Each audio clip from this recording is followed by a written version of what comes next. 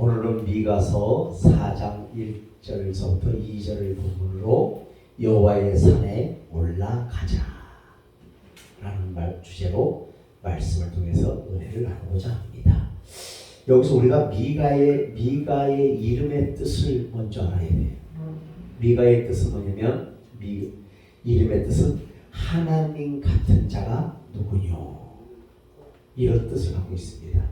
하나님과 같은 자가 누구요, 이런 뜻을 갖고 있다는 것을 먼저 인지해 주시기를 바라고, 본문은 하나님의 구원에 대한 첫 번째 예언으로서 미래의 왕국, 즉 메시아 왕국의 영광에 관한 예언인데, 메시아 왕국으로 예표된 여호와의 전의 살이 세계 중심이 될 것이라는 내용입니다. 그래서 우리는 여기서 말일에 이르러서는이라고 말하고 있습니다. 말이라는 것은 끝날에 이르러, 끝날에. 그것은 뭐냐면은 세상의 창조와 대조되는 세상의 완성, 모든 세계의 목표로서 최후의 때인 구원의 최후의 완성의 시기라고 볼 수가 있습니다. 그래서 여호와의 전의 살이라는 것은 뭐예요? 이 구절은 멸망되었던 예언이 모리아 산을 의미하지만 문맥상 예루살렘 자체를 뜻하고 있다고 기록되어 있습니다.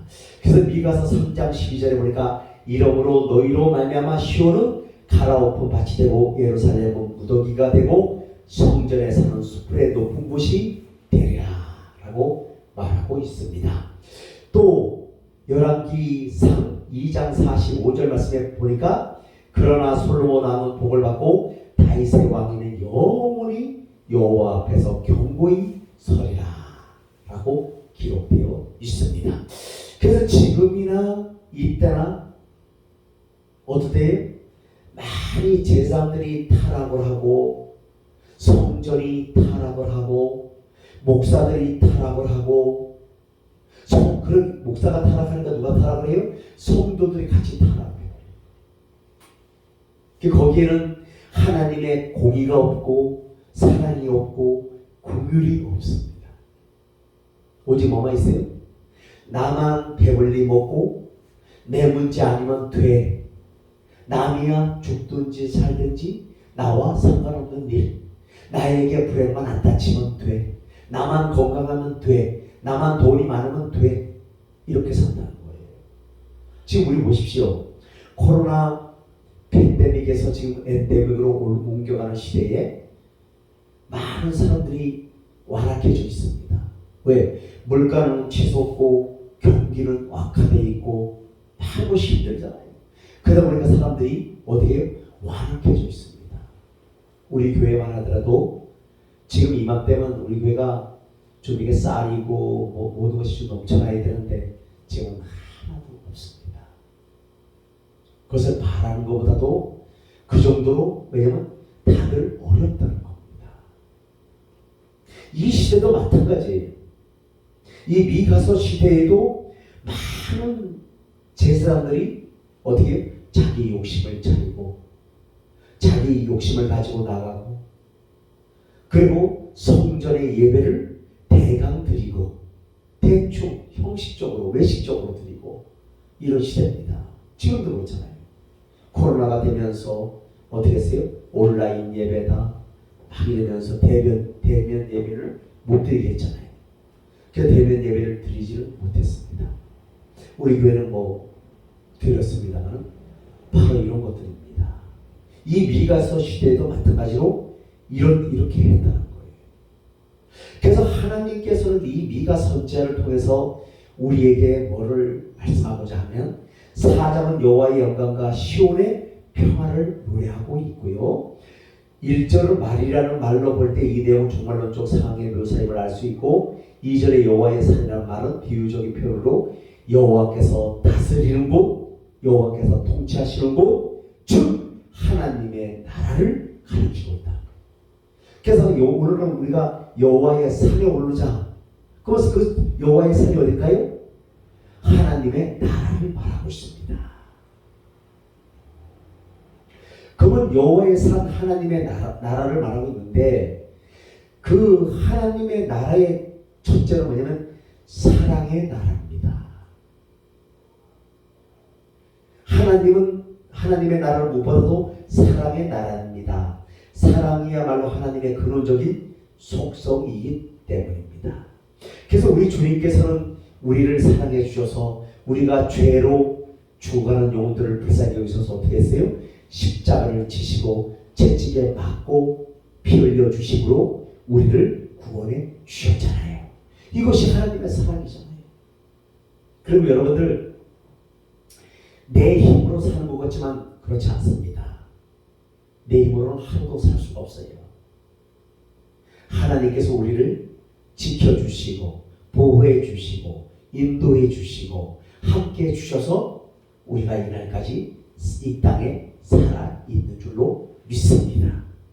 바로 이거예요. 또 지금은 아까도 제가 서두에 말씀드렸습니다만 극단적인 이기주의가 팽배한 시대에 우리가 살고 있다는 것입니다.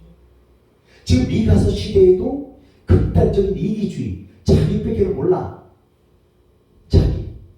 남이야 어떻게 되든 말든 상관이 없어. 자기만 괜찮으면 돼. 이렇게 했던 시대가 지금 이 시대라는 거예요. 그리고 많은 사람들이 어떻게 해요? 돈 있는 사람들은 뻐기고 하면서 어떻게 해요? 잘난 척을 하고 업신여기고 남을 깔보고 없는 사람들을 착취하고 이런 시대에 우리가 살고 있잖아요. 그래서 지금 보이싱피싱 또 이런 왜 모든 것이 돈에 결부가 되어 있습니다. 물질하고 결부가 되어 있잖아요. 그래서 우리가 이런 말이 있잖아요. 개도 안 물어가는 돈을 사람은 너무 집착을 한다는 거예요. 그런데 우리가 돈에 집착한다 해서 그 돈이 남아있을까요? 남아있습니다. 저도 지난날 얼마나 돈을 벌어서 떼부자가 되려고 노력했던 사람인지 모릅니다. 그런데 내가 집착하면 집착할수록 그 돈을 어떻게 해요? 멀리 도망을 가지 말아야 되는데 잡으려고 집착하면 집착할수록 멀리 도망가고 없어. 그때 깨달은 것이 뭐냐? 하나님께서 전대군용을 막아주셔야 된다는 거예요. 우리 전대군용 알죠? 전대군용이라는 게 뭐냐면 이 독이 있다면 요만한 이 빵꾸가 나 있는 거예요. 이렇게 아무리 거기다 물을 들여보도 어떻게 해요? 다 새어나가는 것입니다. 마찬가지로 돈도 하나님께서 지켜주셔야 돼요. 전대군용을 막아주셔야 됩니다. 무슨 얘기입니까? 병원에를 가지 말아야 돼. 둘째, 아프지를 말아야 돼. 그렇잖아. 아프면 돈 나가는 거예요. 아프면 병원에 가는 겁니다. 그렇잖아요. 셋째, 술을 먹지 말자. 지금 이 시대는 많은 사람들이 술로 인해서 망가지고 무너지는 시대에 살고 있습니다. 그게 뭐예요? 우환칠고가 떠나가야 된다는 거예요. 그 우환칠고는 우리가 어떻게 해보는 것이 아니에요. 하나님께서 지켜주셔야만 되는 줄로 믿습니다. 그 우환칠고 내 맘대로 안 되잖아요. 나는 이렇게 잘 살고 싶지요. 이렇게 건강하게 살고 싶지요. 행복하게 살고 싶지요. 부자로 살고 싶지요.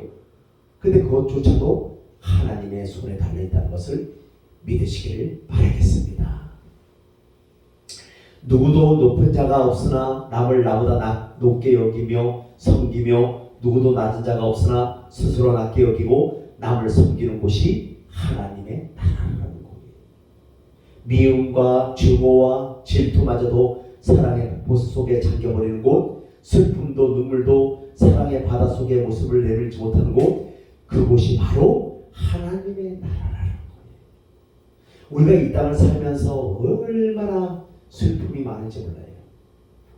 그렇잖아요.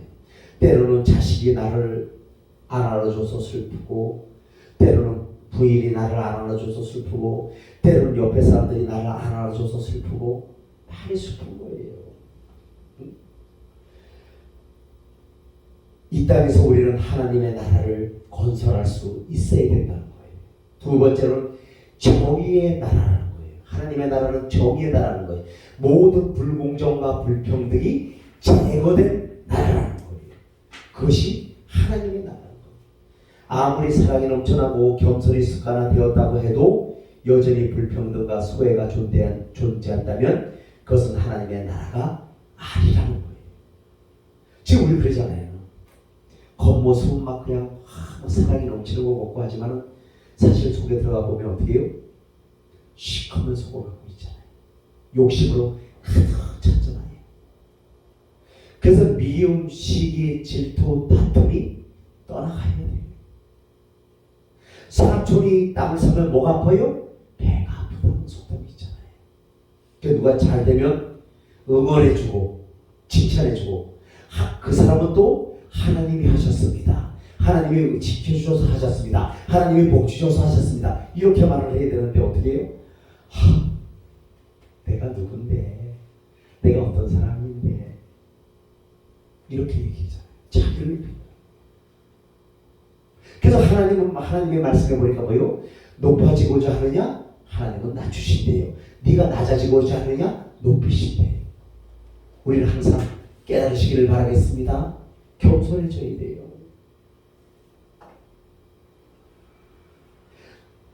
그러므로 이 땅에 진정한 하나님의 나라를 건립하기 원한다면 정의를 실현해야 된다는 거예요. 소외당하고 억압당하고 착취당하는 계층을 없애야 된다. 무슨 얘기입니까? 헐벗고 굶주린 자가 있다면 그 사람을 도와줘야 돼요. 이게 바로 정의를 실현해 나가는 겁니다. 나 혼자만 잘 먹고 잘 살고 그것이 하나님의 나라가 아니라는 겁니다. 여러분들 명심하시기를 바라겠습니다. 인권이 유린당하는 사례를 없애야 된다는 거예요. 우리나라도 인권을 많이 존중합니다만 인권이 유린당하면 안 됩니다. 모든 사람이 하나님의 은혜를 알고 사랑을 실감할 수 있어야 된다고 말하고 있습니다. 세 번째는 사랑과 정의의 나라는 평화의 나라라는 거예요. 평화. 우리는 서로를 어떻게 해요? 평화해야 돼요. 내가 저 사람이 꼴보기 싫어도 하나님의 은혜로 하나님의 사랑으로 어떻게 해요? 평화해야 됩니다. 이것이 하나님의 나라. 우리는 그렇잖아요. 이 내가 마음에 드는 사람은 참 좋아. 근데 마음에 안 드는 사람은 어떻게 해요? 막 안 보려고 그러잖아요. 그러면 안 된다는 거예요. 왜? 하나님의 나라는 평화의 나라입니다. 하나님은 평화를 원하시네요. 그래서 예수님이 탄생할 때도 천사들은 하늘에는 영광이요 땅에서는 뭐라고 노래했어요? 평화라고 노래했잖아요. 그래서 우리는 서로 평화를 해야 돼요. 평화. 그래서 그리스도로 이 땅에 평화의 주로 오셨다는 거예요. 사랑이 넘치고 공의가 시행되며 거짓과 간사와 시기와 중오를 찾아볼 수 있는 나라를 건립하고 그러한 소망을 주시기 위해서 오셨다는 겁니다. 즉 극도의 이기주의에 사로잡혀 다툼과 암투가 혼재한 이 세상에서 모든 분쟁의 요소들을 복음으로 철폐하고 참된 평화를 실천하기 위해서 부름받은 자들이 바로 우리라는 거예요. 그래서 우리는 평화를 해야 돼요. 그래서 마태복음 5장 7절에 이렇게 말씀하고 있습니다. 긍휼히 여기는 자는 복이 있나니 그들이 긍휼히 여김을 받을 것이니요. 남을 긍휼히 여기지 못하면 우리 하나님께서도 어떻게 해요? 긍휼히 여기지 아니하신다고 말씀하고 있습니다. 긍휼이 뭡니까? 불쌍히 여기는 거예요. 우리 그러잖아요. 왜 저 사람이 저렇게 뺏기 못하나? 이래서 얘기를 하잖아요. 그렇게 얘기하면 안 된다는 거예요. 그럼 어떻게 해야 돼? 좀 부족한 부분이 있구나.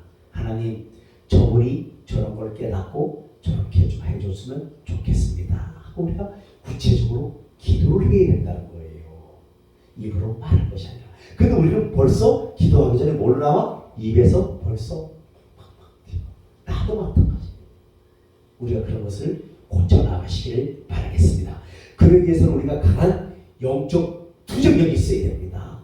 즉 악에게 지지 않는 끈질긴 것이 있어야 된다는 거예요. 그래서 에베소서 6장 10절에서 20절 말씀해 보니까 뭐요?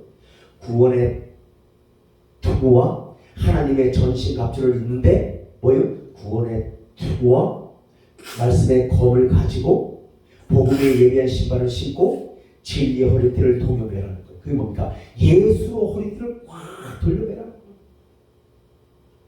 결국 우리가 군인이 십자가에 우리가 군인인데 그럼 군인이 군대 갈 때 이런 평상복을 입고 갑니까? 군복에다가 어카에다가 모자에다가 또 이발도 하고 또 어떡합니까? 다 군인의 진용을 갖추는 것을 전신갑주를 입잖아요. 결국 딱 입고 군복을 입고 또 어때요? 안전군장을 해서 그 연병장에 모이잖아요. 바로 이것이 뭐냐? 십자가의 군인들이 해야 될 일인 거예요. 그게 무슨 말이냐? 그래서 우리는 세상 사람들과 똑같이 행동하고 똑같이 살아가면 안 된다는 거예요.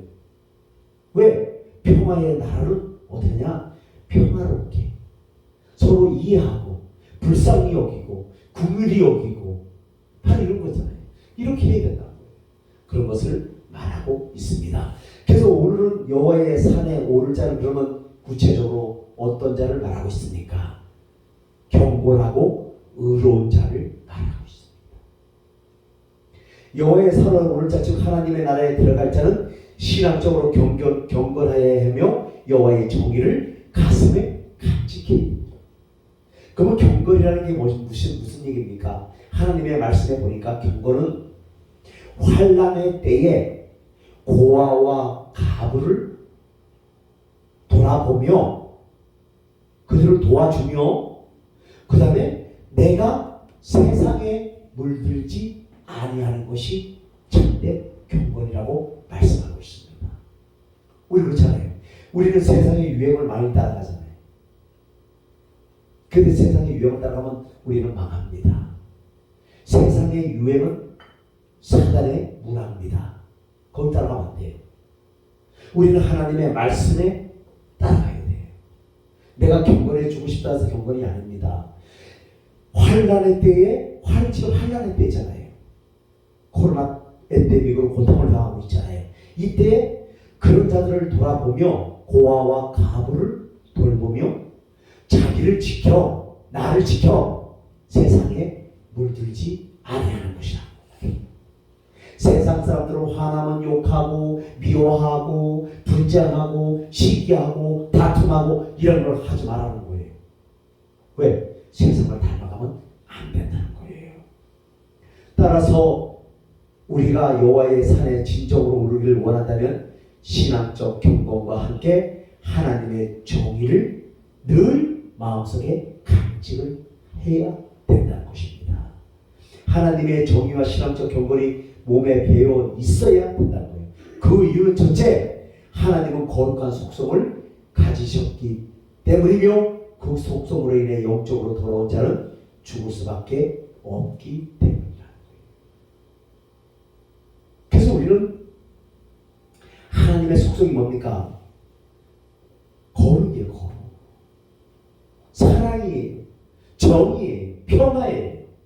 그런 속성을 가지고 있어야 된다는 거예요. 그래서 베드로전서 1장 15절에 1장 15절 16절에 보니까 오직 너희를 부르신 거룩하신 이처럼 너희도 모든 행실에 거룩한 자가 되라. 기록되었을 때 내가 거룩하니 너희도 거룩할지어다 라고 하셨다. 이게 거룩이 뭡니까? 거룩은 우리가 점잖하다고 이게 거룩이 아닙니다. 그건 세상적인 점잖이고 우리 세상에서 그러잖아요. 가만히 있고 아주 이렇게 있으면 그 사람 점잖해 이러잖아요. 그런 것이 거룩이 아니에요. 그건 뭡니까? 거룩은 다른 것이 아니라 하나님의 정의와 경건이 몸에 배어 있습니다. 그것이 거룩입니다. 다른 게 거룩 아니에요. 두 번째는 자비와 사랑이 넘치는 자를 말하고 있습니다. 두 번째 하나님 나라에 들어갈 수 있는 자는 자비와 사랑이 넘치는 자라는 거예요. 그리스도의 자비를 넘치게 받은 자로 그 사람을 가심에 간직한 자입니다. 우리는 예수님의 그 십자가의 사랑을 받았음에도 불구하고 그 십자가로 말미암아 나를 구원해 주셨음에도 불구하고 나는 어떻게 해요? 늘 그것을 잊어버리고 그냥 세상적으로 살아. 그냥 하루 있나만 일하고 밥 먹고 자고 일하고 밥 먹고 하죠. 그것도 중요합니다. 그보다 더 중요한 것은 뭐냐면 늘 하나님을 인정하시기를 바라겠습니다. 하나님을 인정해요. 아침에 일어나도 하나님 오늘 저로 하여금 깨워주셔서 감사합니다. 오늘 하루의 삶 가운데도 지켜주실 것을 믿습니다. 하나님이 나의 구원자가 되어주시고 나를 축복자가 되어주시고 나를 인도하는 인도자가 되어 주옵소서 하고 기도하시기를 바라겠습니다. 그렇게 늘 선포해야 돼요. 주님이 함께하여 주시는 것을 선포해야 된다는 겁니다. 또 자신이 그리스도의 예수님에게 용서받은 것처럼 이웃을 더욱롭게 용서할 줄 아며 이웃의 잘못을 나무라지 않고 잘못을 스스로 뉘우치고 도래올 때까지 인내하는 자가 자비와 사랑이 넘치는 자라는 거예요. 그래서 마태복음 18장 21절에서 35절 말씀에 보니까 그때에 베드로가 나와 이르되 주여 형제가 내게 죄를 범하면 몇 번이나 용서하여 주리까 7번까지 하오리까. 이렇게 예수님께서 대답하십니다. 내게 이르노니 7번뿐 아니라 7번을 70번까지 할지니라. 그러면 77이 49, 490번을 용서하라는 거예요. 그것은 무슨 얘기냐? 무한대로 용서하라는 겁니다. 무한대로 용서. 그래서 그 뒤에는 좀 이제 시간 관계상 다 안 읽습니다만 그 뒤에는 또 어떤 내용이냐면은 이제 10,000달란트를 빚진 자가 있었습니다. 10,000달란트면 어마어마한 빚이에요. 몇 조입니다. 몇 조. 그 빚을 진 자가 있었는데 그 주인이 10,000달란트 빚진 자를 어떻게 해요? 탕감해 주었어요. 너무 빚이 갚을 길이 없으니까 불쌍히 여겨서 탕감해 주었어요. 너 그럼 조금만 갚아라. 이러고 탕감해 주었어요. 그렇지만 이 탕감받은 자가 100데나리온, 쉽게 말해서 간단하게 얘기해서 100원짜리 동전 하나에 그 사람은 어떻게 해요? 5개 가둬버리는 거예요. 너 돈 안 갚아? 가둬버려. 그러니까 이 주인이 화가 났습니다. 화가 나가지고 그 10,000달란트 탕감받은 자를 어떻게 해요? 잡아가지고 5개, 너 10,000달란트 갚으라 당장. 안 갚지? 너 5개 집어넣어. 5개 다 집어넣습니다. 그래서 34절에 주인이 노하여 그 빚을 다 갚도록 그를 옥졸들에게 넘겨줬다는 겁니다. 그리고 너희가 각각 마음으로부터 형제를 용서하지 않으면 나의 하늘 아버지께서 너희에게 이와 같이 용서하지 않는다고 말씀하고 있습니다. 그래서 우리는 용서가 잘 안 됩니다. 그렇잖아요. 내가 용서가 잘 안 돼. 믿고 꼴보기 싫고 막 그래.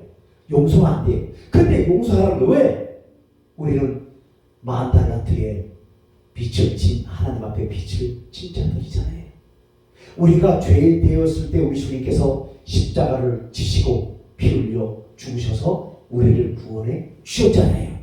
그럼 우리는 10,000달란트의 빚을 진 자들인데도 불구하고 100달란트, 쉽게 말해서 100원 한 장 그거 안 갚는다고 5개 집어넣고 그게 무슨 얘기냐? 판단을 한다는 거예요. 쉽게 말해서 예수 믿는다고 하면서 남을 판단한다는 거예요. 저 사람은 어떻고 저 사람은 어떻고 이렇게. 그리고 용서하지 않는다는 거예요. 그래서 주님은 이런 것을 보고 말씀하셔요. 이렇게 하면 나도 너희들한테 똑같이 하겠다는 거예요. 그래서 남을 용서하라는 거예요. 얼마큼? 무한대로 용서하라는 거예요. 그것을 말씀하고 있습니다. 세 번째는 겸손하고 온유한 자가 되어야 된다는 거예요. 세 번째는 하나님의 나라는 겸손한 자들의 것입니다. 예수님은 자기를 낮추는 자가 천국에서 더 높아진다고 하셨습니다. 그래서 마태복음 23장 12절에 보니까 누구든지 자기를 높이는 자는 낮아지고 누구든지 자기를 낮추는 자는 높아진다고 말씀하고 있습니다. 즉 겸손한 자는 하늘나라 시민권을 이미 확보해 놓고 있는 것입니다. 이 겸손이야말로 예수께서 가지신 중요한 속성 중 하나이기 때문입니다. 그래서 빌립보서 2장 5절에서 8절 말씀에 보니까 너희 안에 이 마음을 품으라는 거예요. 어떤 마음? 예수 그리스도의 마음을 품으라는 거예요. 예수님의 마음을 품으라는 거예요. 예수님의 마음을 품다는 게 뭡니까? 그분의 사랑과 평화와 용서와 모든 것을 품으라는 거예요. 그는 근본 하나님의 본체시나 하나님과 동등됨을 취할 것을 여기지 아니하시고 오히려 자기를 비워 종의 형체를 가지사 사람들과 같이 되셨고 사랑의 모양으로 나타나사 자기를 낮추시고 죽기까지 복종하셨으니 곧 십자가에 죽으심이라. 여러분, 우리가 주님의 마음을 가져야 돼요. 이 가운데 주님이라면 어떻게 하셨을까? 주님이라면 어떤 것을 말씀하실까? 지금도 주님은 끝까지 우리를 참아주시잖아요. 인내해 주시잖아요. 그래서 어떻게 해요? 이 겸손이야말로 예수께서 가지신 중요한 속성 중 하나라는 거예요. 꼭 기억하시기를 바라고, 네 번째는 순종하는 자, 공의를 행하고 인자를 사랑하며 겸손히 하나님과 함께 행하는 자라는 미가 선지자의 말씀은 여호와께 순종하는 자라는 말로서 하나로 묶을 수 있다는 것입니다. 하나님의 뜻대로 행하려는 자는 하나님의 산에 오를 자격이 있는 자이라는 거예요. 무슨 얘기예요? 하나님의 나라에 들어갈 자격이 있다는 겁니다. 그래서 순종은 모든 그리스도인들의 기본 자세라는 거예요. 그러므로 성경도 순종이 제사보다 낫다고 하였습니다. 사무엘상 15장 22절에 보니까 사무엘이 이르되 여호와께서 번제와 다른 제사를 그의 목소리를 청종한 것을 좋아하신 같이 좋아하시겠나이까. 순종이 제사보다 낫고 듣는 것이 순양의 기름보다 낫다는 거예요. 그래서 뭘 잘하고 못하고 이런 것보다 말씀에, 하나님 말씀에 순종하는 것이 낫다는 겁니다. 바로 이것을 우리에게 말씀하고 있습니다. 그래서 이제 말씀을 마치려고 합니다.